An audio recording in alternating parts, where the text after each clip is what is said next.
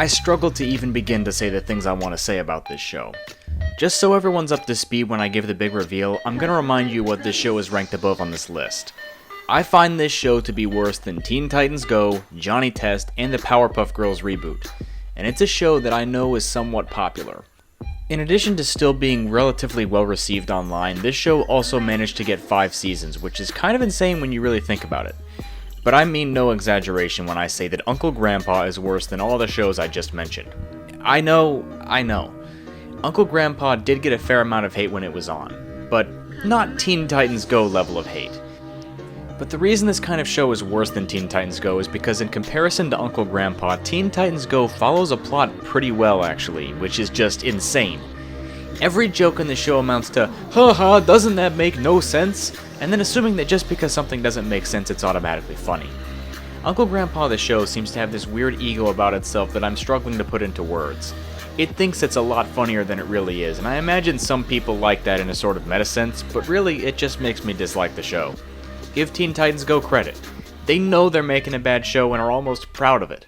Uncle Grandpa tries to pretend it's something it's not, which is a trait I respect even less. I watched various episodes of this show to make very sure that I even wanted to put it on the list. Like, double the amount of every other show I watched on this list. But every single time I watched an episode, I couldn't even tell you what happened right after I watched the episode. And even in a comedy, for me to not get bored out of my mind watching your show, I have to be able to follow a plot. Because I can't follow this show in any way, caring about the story or characters or jokes is a Herculean task. And in this show, I'm being generous in using the words story, characters, and jokes. No, what this show is a loose collection of random things happening. You might as well call Uncle Grandpa Non Sequiturs the show. I mean, what do you expect to happen when everything is random? Well, actually that's another problem. After watching a bunch of episodes, the plot points become really predictable. For example, the Season 1 episode Aunt Grandma. Many shows have done the story of the clone character that's better at everything than the main character, and this is a particularly bad example of that. The entire episode is just Uncle Grandpa being worse at helping children with whatever problems they're having. It's a waste of time, and even the way the episode ends is predictable. Even Aunt Grandma's design looks like the Wendy's mascot if it was drawn by John Kay. That's kind of a one-off example, but it illustrates that this show thinks it can pull off the surprising a lot better than it can. In fact, it's more cliched than I expected going in. Pizza Steve is the cool character, so he wears sunglasses and acts like a huge douche. Never seen that before! And that episode where he has nightmares in his sleep will make you hate the character forever. This show, as you can tell, does very little right. Perhaps they thought the interesting animation style or concept could save it from mediocrity, or even being bad, but this is possibly the worst case of style over substance I've ever seen.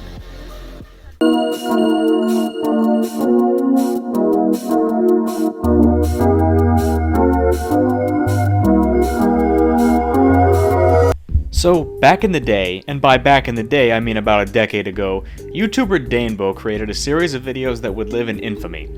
Admittedly, the concept was funny, but boy oh boy did they beat it into the ground. Those videos that had already gotten beaten into the ground ended up becoming a show on Cartoon Network, and now you realize just how stupid an idea this was. I mean, whatever you think of The Annoying Orange, especially when the show came out, it's generally a bad idea to lengthen the amount of time taken up by something when the plot substance doesn't increase to compensate. When you take something that's annoying and increase its length to fill up a TV time slot, all you're getting is more annoyance. And if you don't find this show annoying, the jokes aren't funny enough for it to be anything but boring. Half the time, random plot points get thrown up in the air only to be forgotten, and as for the other characters besides Orange, they're essentially blank slates that only serve to absorb the annoyance. The problem is, the audience gets annoyed too, which makes the audience sympathetic to these characters. And when Orange wins far too much for the ending of any episode to be satisfying, you realize, why does Orange have friends at all? In real life, he seems like a person you wouldn't want to be around. These aren't unreasonable concerns. They're things you can get away with in a short-form online show, but not a TV series with 11-minute episodes. Don't tell me it's too hard. You wanted this show on TV, and I expect TV quality, especially with the budget increases. If you want to see this show done right, go watch Bobby the Racist Apple. And, oh yeah, Toby Turner was in this because... because...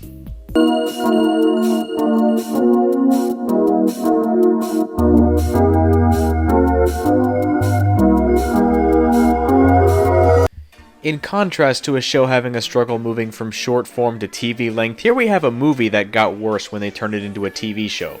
Although this time, I think it was impressive that the movie was already so bad you wouldn't think it'd be possible to go down in quality, but indeed it did. Out of Jimmy's Head was one of the first things I reviewed on this channel, and my opinion of it has only gotten worse. Like, when I watched through this the first time, it was one of the worst shows I'd ever seen, and it still is. Except, minus the late 2000s charm it had, since it wears out its welcome after the first viewing. Anything in this show is either extremely cliched or done way wrong. There are a select few things that fit both of these descriptions, however. Jimmy is a complete blank slate that things just happen around. The only character trait I can think of is that he has shyness. And the cartoon characters he sees in his brain range from rip-offs to annoying in their own right. It's too bad there isn't a single likable character on this show. Well, there's Yancy, Jimmy's teenage sister who's obviously being played by a 30-year-old. But she's only likable in comparison to the other characters, because she's the only one that calls out their stupidity. Stupidity is a thing that is not in short supply in this show. It might just even be the show's defining trait. The dad is stupid because of course he is, he's a sitcom dad in the 2000s. But so is just about everybody else. And so the dad being stupid isn't very noteworthy. Perhaps the makers of this show tried to make Jimmy's dad dumber than everyone else, but the writing can't convey that because every other character is just as stupid. Imagine putting Shaq in a TV show with giants and then trying to constantly have the other characters say he's tall. It wouldn't mean as much. And since everything else in the show is stock cliches, and stock cliches done badly, what else do you want me to say? Every aspect of this show pulls awfulness out of itself.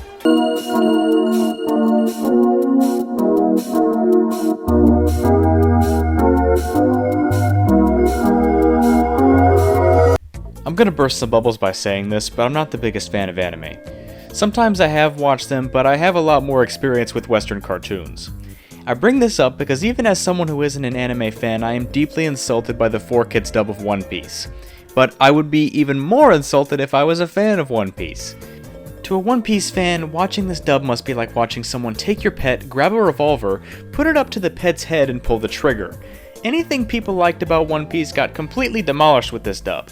Censoring the show to fit a younger audience was bad enough, but you could not get this rap to be any worse if you got Corey Sharon to write it. Here's how the story goes. We find out about a treasure in the Grand Line. There's no doubt. The pirate whose eye is on it, he'll sing. I'll be king of the pirates. I'm gonna be king. No, but in all seriousness, to those unfamiliar with 4Kids practices, just imagine someone took Family Guy and cut out any adult references and marketed it in a foreign country in a different language to be watched by children. Like, obviously the original One Piece wasn't aimed at the Family Guy audience, but I think you see the problem, like most people do that aren't the higher-ups at 4Kids. But you gotta get that sweet cash money even if you end up alienating any kind of audience you could have had.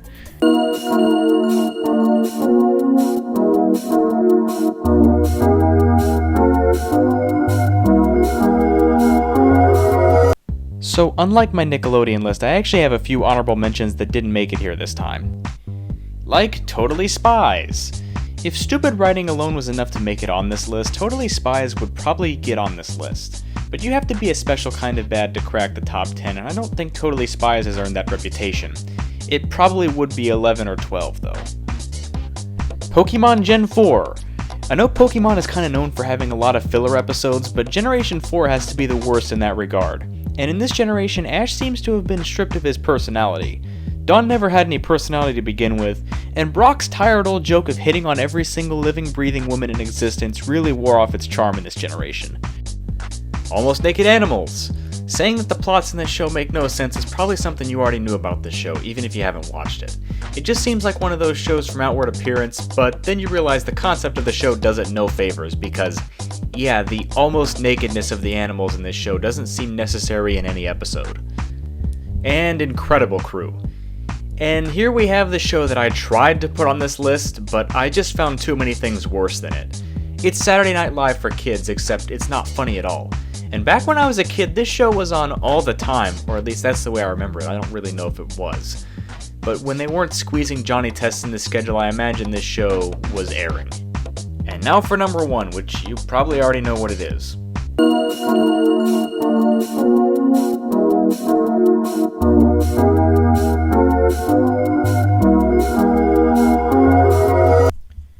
Very rarely rarely do shows come up that deserve anger or strong feelings in general, and sometimes I do play up my emotions for the camera.